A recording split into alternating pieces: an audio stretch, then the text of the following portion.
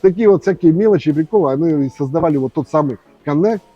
с клиентами, когда вот даже проходит там, знаете, там 10, 15, 20 лет, люди приходят, те, которые меня знали с укладки, они меня узнают, они мне звонят, они приходят, они рады видеть, и мы с ними на дружеской ноте. Это не про деньги сейчас, это именно про человеческие отношения, про то, что я говорил, что самое главное качество любого хорошего менеджера, ну или мастера, любого сотрудника, это дать сервис и быть живым человеком,